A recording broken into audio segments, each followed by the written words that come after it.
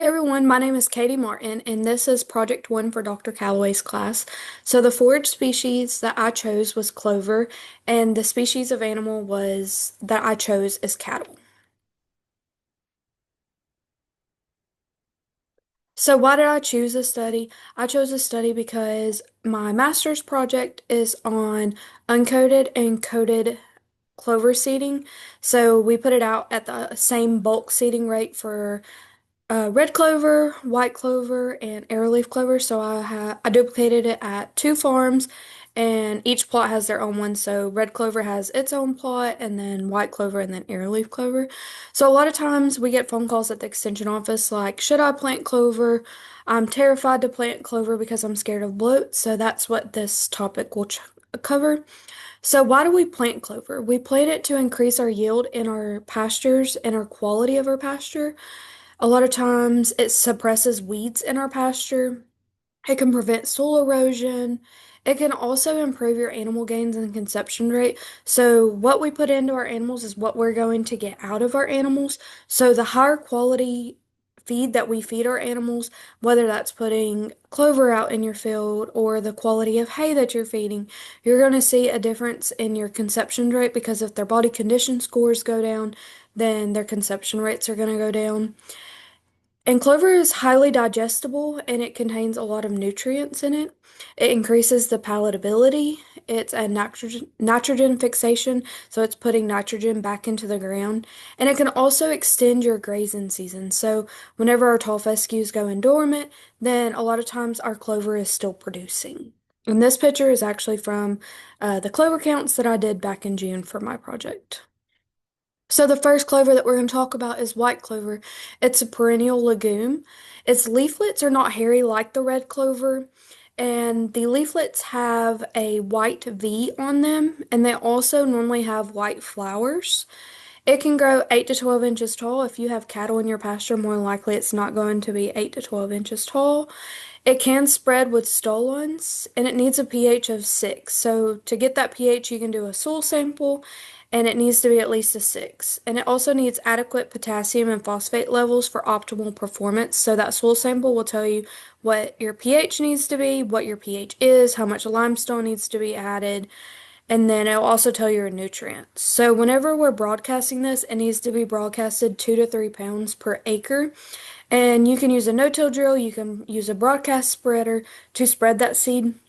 And you're going to plant it in September to October, or you're going to use a frost seeding date of February to March. So there is some leaf and root diseases with white clover, viruses, and insect pests that can affect your crop of white clover. Our crew protein is 25, our TDN is 80, our calcium is 1.5, our phosphorus is zero point 0.4, our magnesium is zero point 0.4, our annual pounds of nitrogen per acre is 100 to 150, and then that nitrogen value at 60 cents per pound is $60 to $90. The next clover we're going to talk about is red clover. It is also a perennial legume. Its leaflets are hairy, so the stem also could be hairy. It's marked with that white V also, and their flowers are normally like a pinkish violet color. This clover can actually grow 2 to 3 feet tall. And then whenever we broadcast that, we're going to do that in September or October, or we're going to use a frost seeding date of February or March.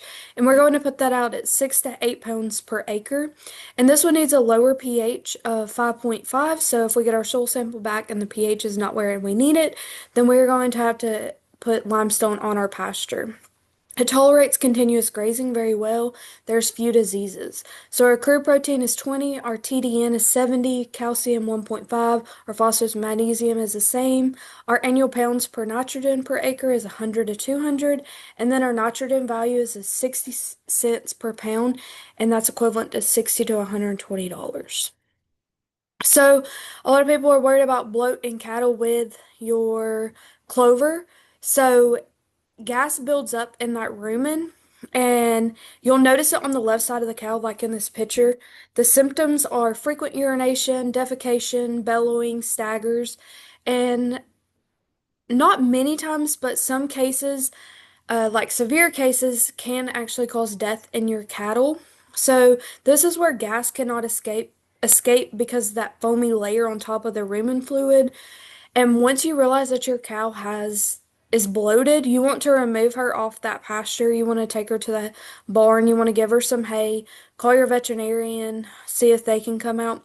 But if your pasture is less than 50% of clover, that is something that you shouldn't have to really worry about. But keep an eye on your cattle, and if you see one with bloat, get her up to the barn and just make sure that you are taking precautions if you do have one with bloat.